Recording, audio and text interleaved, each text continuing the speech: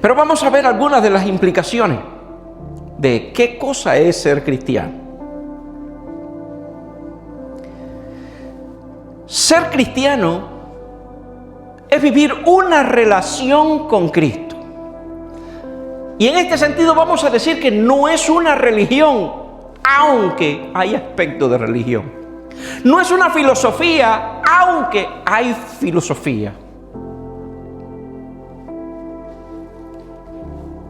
El cristiano es un estilo de vida, un modelo de vida, una forma de ser, pero completamente una relación con Cristo. Esto es ser cristiano. Por lo tanto, no es únicamente ir a la iglesia, no es únicamente hacer buenas obras, no es únicamente tener costumbres religiosas, es conocer a Cristo personalmente. Y cuando digo, no es tan solo ir a la iglesia, hay que ir o hay que venir, pero el venir a una iglesia no nos hace cristianos. Estamos bien hasta allí, no nos hace cristianos. Alguien dijo, no porque tú entres a un establo te convierte en caballo o en yegua. Palabras duras, ¿no? No porque tú entres a un corral te convierte en cerdo. No porque alguien entre a una iglesia se convierte en cristiano. Cristiano es aquel que vive y practica los dichos y hechos del Señor Jesucristo, que vive conforme al modelo que el Señor estableció, que vive en una relación constante y diaria con el Señor de gloria, quien tiene a Cristo como el máximo y el único paradigma, y quien recibe la Biblia como palabra inspirada y revelada por Dios, siendo ella la única norma de fe y costumbre. Sí, esto es en este sentido el ser cristiano. Por lo tanto, aunque tiene aspecto de religión, no es únicamente religión. Aunque tiene punto filosófico, no es una mera filosofía. Es una relación, un modelo, una cercanía, una unidad coherente con el Creador de la vida, con el sustentador del universo. Por lo tanto, debiéramos hacer una pregunta: ¿estoy cultivando una relación diaria con Jesús? ¿Cómo pudiera hacerlo? En oración, en lectura de la palabra y en comunión con Él. Eso es sin desatender algunos otros aspectos que vamos a tener en cuenta también. Ser cristiano es haber sido transformado por el Evangelio. ¿Se acuerdan lo que significa evangelio? Buena noticia, ¿no? Buena noticia de salvación, buenas nuevas de salvación. Por lo tanto, ser cristiano es una persona que fue transformada, que ha sufrido una transformación en todos los aspectos de su vida por aquella buena noticia. ¿Y cuál es esa buena noticia? Cristo es el Señor. Cristo vino a redimirnos de nuestros pecados. Él es el Salvador del mundo. En 1 Corintios capítulo 5, verso 17, se testifica de modo que todos los que están en Cristo, que son una nueva criatura.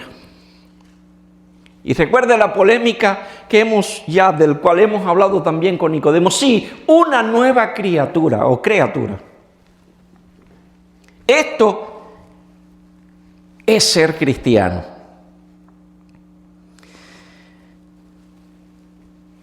Aunque es una nueva criatura, no es un ser perfecto, sino alguien cambiado por la gracia de Dios. No somos perfectos, pero sí somos cambiados. Escuche, quizás no seamos un árbol frondoso, pero hay una semilla que germinó en nuestros corazones y va en crecimiento. Hay algo que Dios comenzó, una obra, un día, la comenzó y la perfeccionará hasta el día de su venida.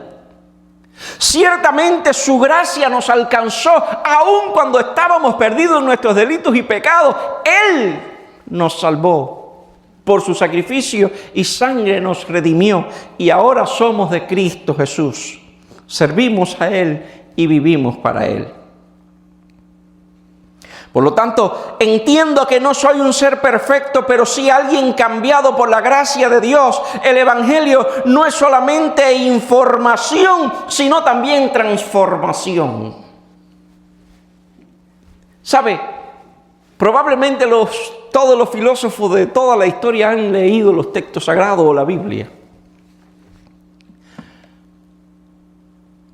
Y a veces me causa un poco de risa y también tristeza cómo los políticos actuales van a las escrituras, a leerlas, a aprenderlas para poder manipular a las masas, haciéndole creer que son creyentes. ¿Por qué? Porque hay un gran porciento de cristianos en el mundo.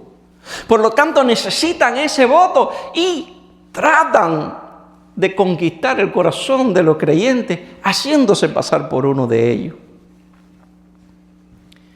Pero cuando vemos en su vida, su obra, su práctica y también su lenguaje, la forma en que se expresan, nos damos cuenta que se cumple ese texto que dice: este pueblo de labios me honra, pero su corazón está lejos de mí. Ahora bien, ese cambio del cual estamos hablando, esa transformación que implica ser cristiano o que está dentro de un ser que es cristiano, trae consigo nuevos deseos. Sí, nuevos deseos. Y ese deseo es únicamente de servicio. Trae consigo nueva manera de pensar. Trae consigo nuevo estilo de vida. Y trae consigo abandono de pecado. Ahora, ¿cómo Dios hace todas estas cosas? No lo sé. Créanme que no lo sé, pero sé que la hace. Entonces, nos damos cuenta que la implicación de ser cristiano, escuche bien, es más que una palabra. Es más que un concepto, es un modelo, es un estilo de vida, es una práctica cotidiana. Una práctica cotidiana que afecta directamente mis pensamientos, mis emociones, mis recuerdos, mis hábitos y mis prácticas. Todo está inmerso en un nuevo propósito. Todo está inmerso como en un nuevo amanecer, en una nueva oportunidad. Por tanto, en lo que yo sentía placer y gozo, ahora hay repudio. Ahora simple y llanamente pudiéramos encontrar tristeza. Un tercer punto: ser cristiano es vivir bajo el señorío de Cristo. Aquí hay dos conceptos que estoy tratando de expresarle o de transmitirle esta noche. Sabemos que Cristo es Salvador, ¿sí? Es tu Salvador. No solamente el Salvador del mundo, no, es tu Salvador personal. Y de eso se trata, de eso se trata, de que el cristianismo no es una religión teórica, es una práctica personal. Por lo tanto, Cristo sí se define como el Salvador del mundo, pero en lo personal es tu Salvador. Te salvó a ti. Personalmente a ti te salvó. Entonces, si bien podemos ver a Cristo con el título de Salvador del mundo, no podemos obviar que tiene un segundo título, que ostenta un segundo título, que significaría entonces Señor. Sí, Cristo es el Salvador del mundo, pero también es el Señor del mundo. Y todo lo que vincula a nuestra salvación tiene que ver con el primero, con el título de Salvador. Pero todo lo que involucra nuestro servicio tiene que ver entonces con el señorío de Cristo. Yo amo a Cristo porque Él me amó primero a mí. Y yo le sirvo porque me salvó. ¿Estamos bien hasta allí? Entonces tengo que reconocer que en esa primera bendición que involucra todos los aspectos de la salvación, estoy agradecido y nada puedo aportar, nada puedo hacer, nada puedo poner, porque todo proviene de Él, todo procede de Él, todo lo tocante a la salvación, amado, es iniciativa de Dios, pero tocante al servicio, escúchame bien, tocante al señorío de Cristo, por lo tanto yo soy un servidor de ese Señor. Aquí hay dos cosas importantes que quiero tratar contigo en esta noche. La primera es que si tú no le sirves, no por eso Él deja de ser Señor, Él es Señor. Señor y Cristo, ¿verdad? Él es Señor. Si la gente le reconoce o no, es problema de la gente. Él es Señor. Si alguien lo quiere aceptar o no por eso va a invalidar su señorío. Él es Señor. Ahora yo soy un siervo que fui salvado bajo el título de su salvación, pero ahora estoy bajo su servicio y continúo salvo, pero en su servicio. Y en este servicio quiero que puedas entender que Él me equipa con todas las herramientas, que Él me equipa con todo el conocimiento y me equipa con toda la autoridad a fin de que yo como siervo pueda servirle de una manera eficaz o eficiente. ¿Dice amén a eso? De todas formas, Él sigue siendo la primicia, tanto de la salvación como del servicio. Él sigue estando en el primer lugar de todas las cosas, porque Él ha habilitado mi vida para que yo le pueda servir a Él. Lo que siempre o lo que en otra ocasión te he enseñado, el Espíritu Santo pone un sentido de adoración, un buen deseo y palabra de adoración en tu boca para que tú le adores. Pero que no puede salir de mí mismo. Bueno, en este sentido del servicio, Dios te equipa, Dios te prepara, Dios te condiciona, también te envía. Y en ese envío tú vas a servir. Ahora, ¿cuánta utilidad le darás a las herramientas que Él ha puesto en tu mano? Es problema tuyo. Es problema mío. ¿Qué voy a hacer? ¿Qué voy a hacer con el don que Dios puso en mis manos? Es problema mío, es problema tuyo. ¿Te das cuenta? Él puso la herramienta, Él puso la autoridad. Él puso incluso el deseo de que pudiéramos servir. Pero la forma del servicio, la intensidad del servicio, la seriedad, la profundidad, tiene que ver con nosotros. Así que no perdamos de vista este sentido. En Lucas capítulo 9, verso 23 dice: si alguien quiere seguirme, niéguese a sí mismo, tome su cruz cada día y sígame. Por eso decía que Cristo no solamente es el Salvador, sino también el Señor.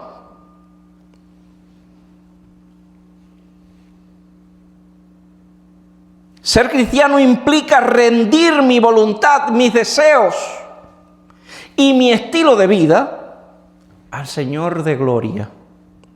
Y en esto vamos avanzando. Jesús gobierna mis prioridades, mi familia, mi finanza y mis relaciones. Jesús lo gobierna todo. Me llama mucho la atención en un concepto que Jesús le dice a sus discípulos, o en un hecho que condiciona a los discípulos. Dice: el que quiera, si vosotros quieren ser mis discípulos, niéguense, tienen que negarse ustedes mismos para seguirme. En otras palabras, lo que ustedes desean hacer para su propio bien no es lo más importante. Lo más importante es lo que hagan para el bien del reino y para gloria de Dios. En cuarto lugar, ser cristiano es amar a Dios y amar a los demás, como bien diría el texto. Sí, amar a Dios como primer mandamiento y amar al prójimo como segundo mandamiento, en el cual se resumen toda la ley y todos los profetas.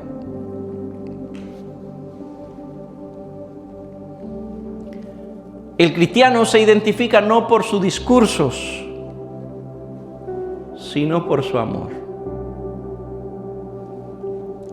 Hay una historia que se denomina, se llama la hija de Pompeyo, un gran general romano, un comandante romano, cuya hija se convirtió al evangelio. En lo que él mataba a cristianos, la hija se convirtió al evangelio, porque Dios es así. Y ella, entre muchas otras, o entre muchos miles de otros cristianos, fue víctima del circo romano. Cuando concentraban a los cristianos y soltaban las bestias hambrientas, los leones, los tigres y todo esto, fieras, para que mataran hombres y mujeres por el único delito de creer en Cristo Jesús. Y entre tanto que las bestias acometían contra los creyentes, esta joven se fue acercando al César, que desde su estrado, de su grada, le contemplaba.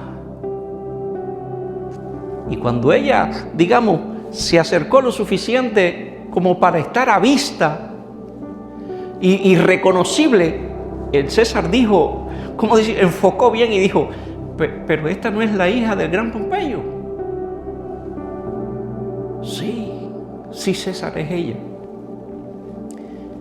Entre voces, entre gritos, entre lágrimas, lamentos, tanto de la plebe que aplaudían como de cristianos siendo desgarrados, la hija del gran Pompeyo dijo, César, yo te perdono. En ese instante, cuenta la historia, una fiera le quitó la vida. Por lo tanto, un cristiano no se define por sus discursos, porque puede escuchar a alguien con mucha elocuencia, con muchas palabras, con mucha facilidad de expresión, y al final su vida no tiene nada que ver con lo que el Evangelio enseña.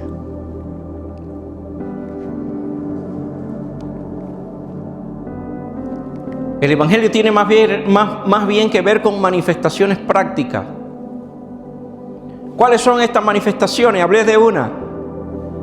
El cristiano perdona rápido. Sí, el cristiano perdona rápido. ¿Sabe por qué? Porque el no perdonar no afecta al que pecó. El no perdonar te afecta a ti. Pero sí.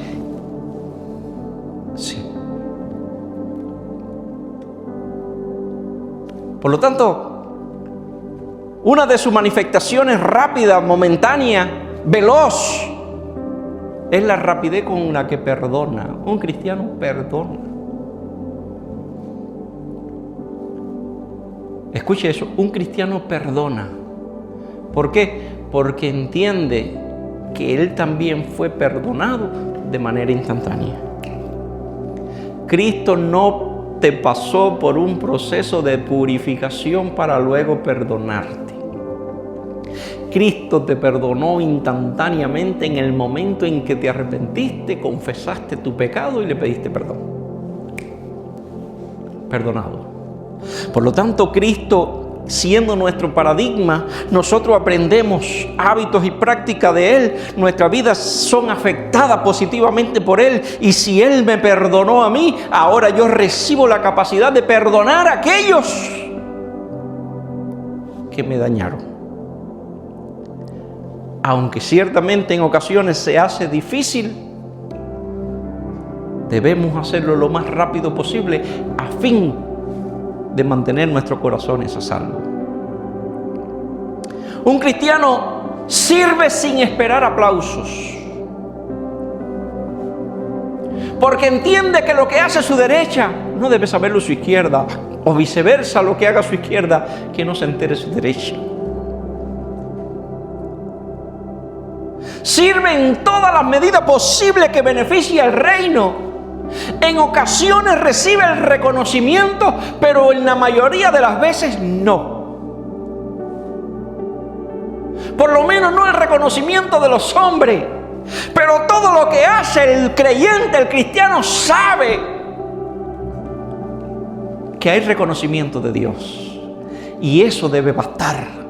Si el hombre no te ve, Cristo te sigue viendo. ¿Y por qué te sigue viendo? Porque Él fue quien te inspiró a ser como Él. Tratar a otro, aquí está la regla de oro, tratar a otro como Cristo me trata a mí.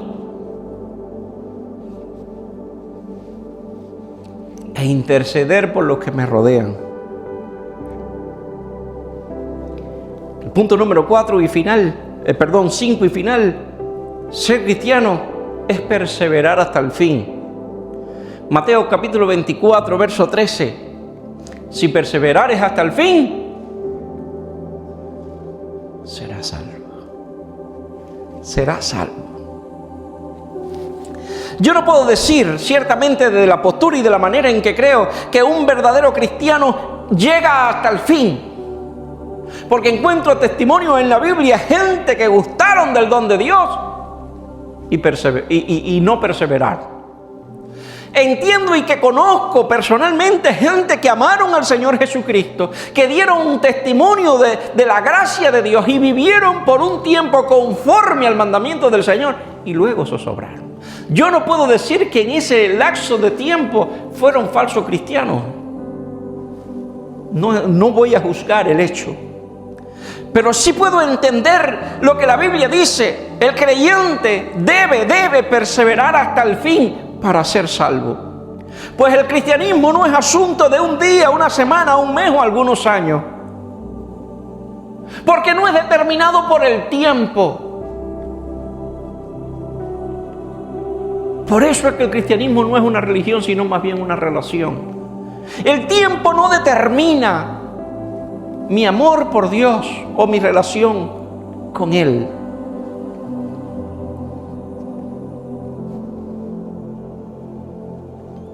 Por lo tanto, yo debo de avanzar,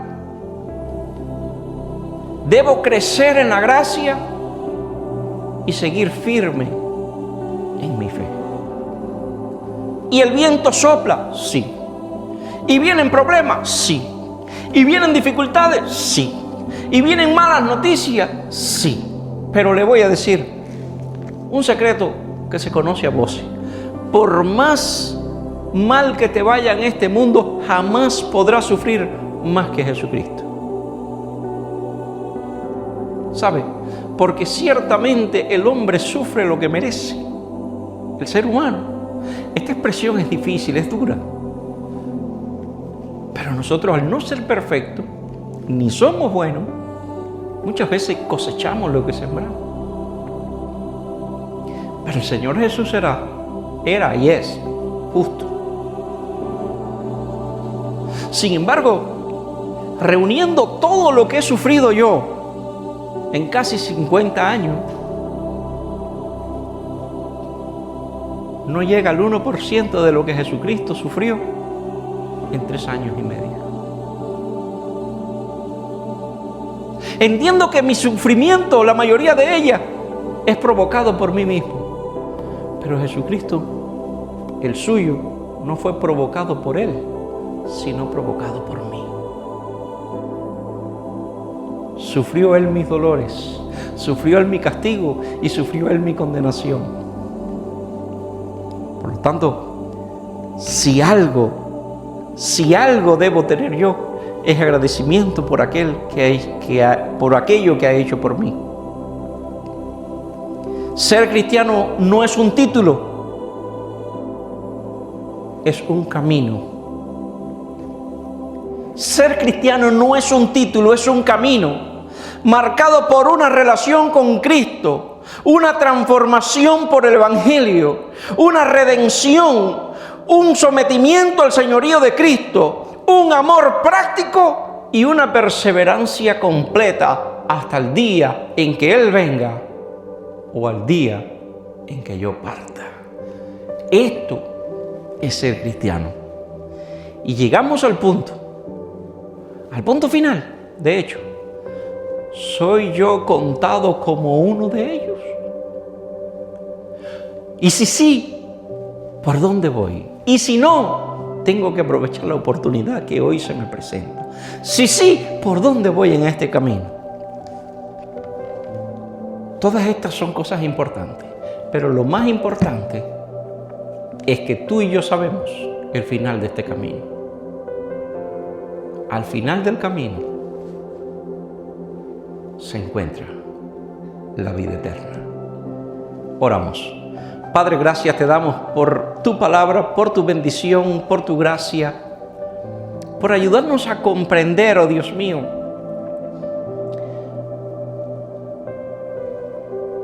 que toda nuestra vida, Señor amado, ha sido tocada, afectada por Cristo Jesús.